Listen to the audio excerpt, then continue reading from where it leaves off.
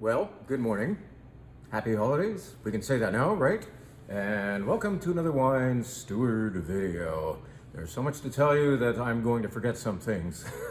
But let me say, first of all, that as of maybe later today, you will see on the winesteward.com's experiences page a whole bevy of offered events. Events that are happening here for which you must RSVP, and events that are happening over at Terra Mia Restaurant in Livermore. All Italian wines represented by myself and also the importer himself. So more on that later, but let's just focus on two of the events coming up, one of which you do not RSVP for, you just show up. You appear between the times of 5 o'clock and 7 o'clock p.m., of course. I'm not going to be here that early if it's a.m. This Friday, come and see us this Friday. Meet a vibrant young lady named Taylor, who will be representing wines, six wines of hers that will be embedded in both the white and the red flight. And the really cool thing is that 3 of them are from Switzerland. We finally have some wine from Switzerland, including this wine made of a grape called Chasselas, which is often called Fendant or Fendant there in Switzerland. I mean, these names may be Greek to you, but they're actually Swiss, and they are really lovely wines. This is a white wine from there. Another that I have here is, it's actually in my glass. The glass that's hiding so far, but this is Petit Arvin, a really interesting white. It's said to be the best white grape and therefore wine from the Valais region, Valais in Switzerland. And here it is in a Burgundy glass, because I thought this just does behave a little bit white Burgundy, but there's an element of what I sometimes call bruised apple happening in the nose. Now, we don't necessarily want to eat a bruised apple, but smelling and drinking something that reminds us of it, that's a different matter.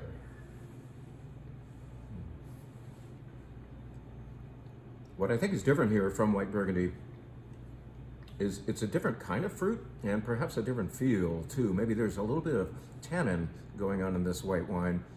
It's very compelling stuff. Petit Arvin from the Valais region of Switzerland, Chasselas, and something perhaps a little more familiar will also be offered. This is Gamay. Gamay is an important grape to the Swiss, and this is very delicate. I believe it never saw a barrel. It's very pert and lively and fresh and very aromatic, as you would expect Gamay to be. These 3 wines, among others, are represented to us by Taylor, and no fewer than 6 of her wines are, as I said before, in either the white flight or the red flight, or offered as the sparkling wine of the week. So the main thing is try to be here between 5 and 7 this Friday evening to enjoy these wines. And I haven't even gotten to the best part, or at least the very complimentary part, Raclette. Taylor is bringing with her, I think, all the gear and the cheese necessary to serve this really cool and very Swiss thing called raclette. Raclette is the name of a cheese. Raclette is also the system of preparing it, melting the just the top layer of it, scraping it off onto something, perhaps the bread that I'm baking today, and so on. We'll have raclette and beautiful Swiss wines. A very Swiss thing to do, which we just have never done before, because frankly, obtaining Swiss wines is kind of tricky. They drink most of it themselves. Well, they deserve to, and I don't blame them, because they're really beautiful wines. So we're in for a very nice and delicious lesson, and anyone ordering a flight here is in for free raclette. How about that? That's the deal. This Friday from 5 to 7 p.m. That's it for talking about what's going on in the wine bar insofar as the Swiss stuff. But I want to mention one wine, because it's a good segue into the announcement that within a day or 2, you beautiful, loyal wine club members will be able to walk in here and pick up your November wines, many of which are chosen for the upcoming feast. Not all of them necessarily, but a lot of these wines were selected this month to go with Thanksgiving dinner. I need another sip of this. This would go great with Thanksgiving dinner. That's the other point behind doing these Swiss wines right now. All 3 of those that I just showed you would be beautiful very complimentary on that particular feasting day. So with this is a wine going to the Wine Adventure Wine Club, and it lets us talk once again about the difference between Beaujolais Nouveau and the good stuff from Beaujolais. Beaujolais Nouveau is, most would say, a fun and silly celebratory wine. It celebrates this year's harvest because it was in fact on the vines only a couple of months ago and is all of a sudden here on the third Thursday of November. Well, we really don't play with the Nouveau anymore because frankly it's an innocently fun wine that gets in the way, I believe, of telling you about more important Beaujolais. Beaujolais is the name of the location, okay? Gamay is the grape they grow there. Both Beaujolais Nouveau and, more important, Beaujolais are made of the Gamay grape, including this wine from a sub-region or district or neighborhood of Beaujolais called Fleury. There are 10, and I think they're submitting to add another 1 or 2, 10 different crus, C-R-U, of Beaujolais, these more important, precisely boundaried places where it is believed that the wine, the Gamay, grows a little bit better within Beaujolais. So you get regular Beaujolais, this big general area, not too big really. Within it, you've got Beaujolais Village, more important stuff, and then within that, you've got these different crus, Morgon and Moulin-à-Vent and the like. Well, Fleury is one of those crus. Fleury is better Beaujolais, okay? And it is Gamay. It's fragrant. It's so pretty. I want some right now. I can't reach it. Anyway, I'll be writing wine club notes about it pretty soon and telling you what I just told you right now, that the better Beaujolais comes from the crus of Beaujolais, Moulin-à-Vent, Morgon, Brouilly, and so on. And they make fantastic Thanksgiving wines, and they're made of the Gamay grape. Very fragrant. Pour them into a glass shaped like this, a burgundy glass. And don't expect necessarily the biggest wine in your mouth, but wow, what a personality. When you smell this wine, you're gonna know where you are. You're in Fleury, within Beaujolais, just south of Burgundy, France. And that's the cool thing too. These wines are more affordable than red Burgundy, which is Pinot Noir from the north, but there's a resemblance. They're both very fragrant. They're both medium in body, and they both go so amazingly with turkey dinner.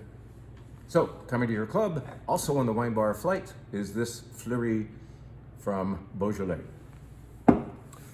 Let's tell you about one other event. I can describe all the upcoming events, but you can go on thewinesteward.com later today and see all of those described, Burgundy and Bubbles event and so on. Well, what I want to do in the meantime is an event called our Holiday Best. Now, this would have been the event that we do between Christmas Day and New Year's Day every year, when we do an event that we generally call the Best Wines in the Store events. And it is a mishmash, a delicious array of things from all over the place. No two wines competing with each other because everything is different. And it solves a dilemma for me, this event, that instead of doing after Christmas and before New Year's, we're gonna rush to it now. We're gonna do it next Tuesday. So on Tuesday what's today? Tuesday's the 11th, so therefore Tuesday the 18th. Now this event will cost, I think, $80 a person. That's because the wine will be very, very good. And it's all-inclusive in that we are also offering an array of cheeses and charcuterie and my bread and other goodies on perhaps the lower bar over there that you can visit and revisit to replenish your plate while you're enjoying some of the greatest wines you've ever had. For instance, this is a great wine that you've probably never had, and I've talked about it before, but it solves a dilemma for me. The dilemma is, how can I get this into your mouths? First of all, you're walking along the foreign wine wall down there, and you're probably not going to pick this up because you've never heard of Scaccia Diavoli, that's the producer, Montefalco, that's the region, Sagrantino, that's the grape. Well, that's a lot of gibberish to most of you. So you're probably not going to naturally reach for it. Well, what if we force it on you at this event? The other problem with the wine is this price is in, like, I think the mid or high 50s, and that's a hard wine for us to put onto our wine bar menu. We want to kind of stay in the 20s to 40s with our wine bar wine. So this is inconvenient in that nobody knows what the hell it is, and the price is just a little bit farther up than the wine bar menu would accommodate. So, dilemma solved. We're doing it at this Holiday Best event. Our Holiday Best event next Tuesday evening will tell you about Sagrantino from the Montefalco region in Umbria, just south of Tuscany, Italy, and we will taste it along with some delicious cheese and Jim's bread and we'll light some candles. How about that? Yes, let's light some candles. Let's get festive, let's get holiday. What else are we thinking about doing? Once again, no two wines will compete with each other, so why don't we do a red Burgundy? This is a beauty.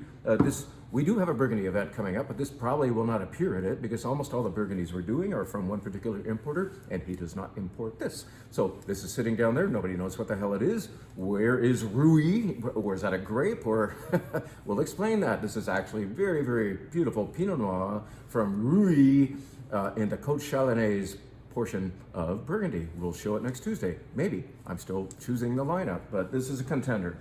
How about a Bordeaux? It's Bordeaux time of the year, and yes, we just did very delicious and impactful and effective and successful, I would say, we sold a lot, Bordeaux events, but this did not appear because it didn't come from the particular importer we were featuring. So Frank Fallon just sits down there, and many don't know it. It is the second wine, however, of world famous, at least to Bordeaux lovers, Félon Ségur, in the Saint-Estèphe region of Bordeaux. It's beautiful, and it's a little more ready to drink because as the second wine, it's made a little more accommodatingly. Wow, I said that right the first time. Frank Fallon Bordeaux, we'll talk about it. We will pour it at the Holiday Best event. What else might happen? Well, how about this? This is a white wine that couldn't quite get squeezed into our recent Spanish wine event. This comes from Galicia. It's a blend, I believe, of 3 different grapes, Lorero, and maybe Albarino's in there too, maybe some Godeo. I'll know better next week, but I have tasted it. I really liked it. I wanted to show it to you last week at the Spain event. I just had too many good ideas, so this is a spillover to the best of, call it our Holiday Best event, our Holiday Best. You can dress up for this one, by the way. You don't have to. How about the fact that we're not doing a Chateauneuf to Pop event anytime soon? This is, in fact, the time of the year when we traditionally do it. Well, we did it back in August instead because of the availability of certain wines that had just arrived from Europe, and I had to get them in front of you earlier. So, how about this wine that has come in the meantime? This just arrived on, appears on the shelf as of only 1 week ago, and this is Bonpas, Chateauneuf de Pop, from the Juicylicious vintage of 2023, I believe, isn't it? Yep. And tasty, fruit forward, ready to drink. All of these wines, of course, are meant to entice you to buy them and drink them for your upcoming holiday feasting. So whether it's Thanksgiving or Christmas, you're going to identify wines that night that you will be able to already enjoy. In other words, you don't have to cellar these forever. I'm going to choose wines that can be aged or enjoyed right away. So that is happening next Tuesday for only 28 of you.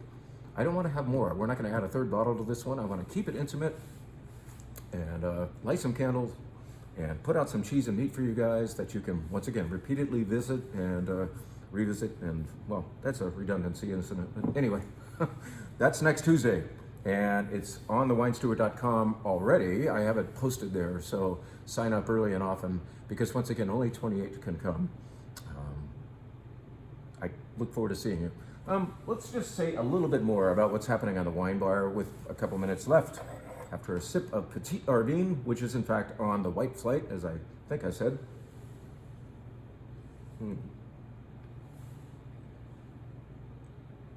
That is lovely. I'm sticking with a bruised apple thing and maybe quince. Also in the flight, 5 wines, white wines meant to go with turkey dinner. You have the opportunity to meet our new Verdejo. Verdejo, perhaps it's more properly pronounced, is grown near Madrid. And it's a great thing for hot days in Madrid, but it's also nice this time of the year. It smells like a daisy. It feels and tastes a little bit like grapefruit, and it's a dry wine with a lot of vivacity. And that's, I think, also gonna work well with Thanksgiving dinner because everybody, all of your guests will like this wine. Nobody dislikes Verdejo. Verdejo. How about a Chardonnay? You may have noticed over the years, if you've been listening to us over the years, that we're not always promoting or advocating the idea of Chardonnay with Thanksgiving dinner. Well, let's adjust that and say white Burgundy would be great. And this wine from Oregon would also be great. In other words, we're avoiding the oaky butter bombs and advocating something that with a little more refreshment, a little more acidity, a little more poise than those over-the-top Chardonnays. And this is a beautiful wine from Kelly Fox. We just brought it in as a semi-discreet Chardonnay that I think would work really well with Thanksgiving dinner. Finally, at least for the white flight, describing that, because I already told you about the Chasselas from Switzerland, the Petit Ardenne, that's almost gone, from Switzerland, Verdejo, Oregon Chardonnay. Isn't this fun? I mean, jumping all over the place is my favorite thing with wine. That's just like, surprise me, surprise me. That's what's gonna happen next Tuesday night, everything being different, right? Vouvray, a beautiful Vouvray that we were carrying earlier this year has finally found its way back to the shelf. Vouvray is the location. Chenin Blanc is the grape, and don't back up, don't recoil with horror, in horror. This is, if you were worried about this being sweet, it's not. It's a nice dry Chenin Blanc from perhaps one of the, not even perhaps, one of the greatest places in the whole world to grow that grape. Vouvray is always going to be 100% Chenin Blanc. It has to be by local wine law, and this is a beauty. Also affordable, and also fantastic for Thanksgiving dinner.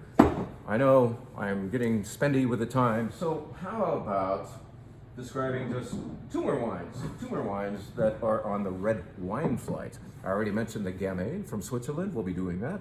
And this wine, which Taylor, aforementioned wine rep Taylor, a new friend of ours, you're gonna enjoy speaking with her. She's smart, she knows her wine, and she has done a lot of time over in France. She's a WSET 3, and well, if you don't know what that is, just know that she has studied the subject of wine hard enough, diligently enough to pass a stringent test to prove what you know. She sells us this. This is from the Langhe region, Roero region of Piemonte or Piedmont, Italy. It's 100% Nebbiolo, as you might expect.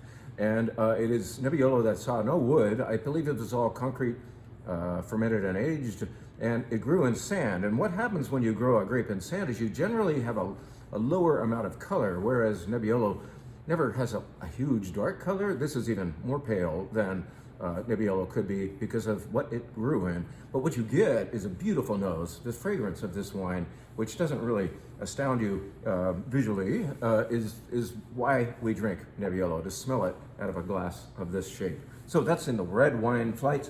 Wines like that do really, really well with Thanksgiving dinner, by the way. Wines that are medium-bodied and super fragrant. Let's tell you about just one more wine that does that. Super fragrant, a little more hefty in body, but still curvy and round and voluptuous and not tannic and not oaky as a Cabernet might be. This is 100% Syrah from our friend Tony Deluman out at Madison Vineyards in Livermore. If you haven't heard of them yet, it's because you haven't shopped here very much, because we are big on this producer. And you haven't heard of them also because they don't have a tasting room to visit. They have a winery, they have a vineyard, and that's it. So you might be able to visit them privately, but otherwise, come to the Wine Steward and try their wines. You'll often see their Cabernet offered on our wine bar, which it is this week by the glass.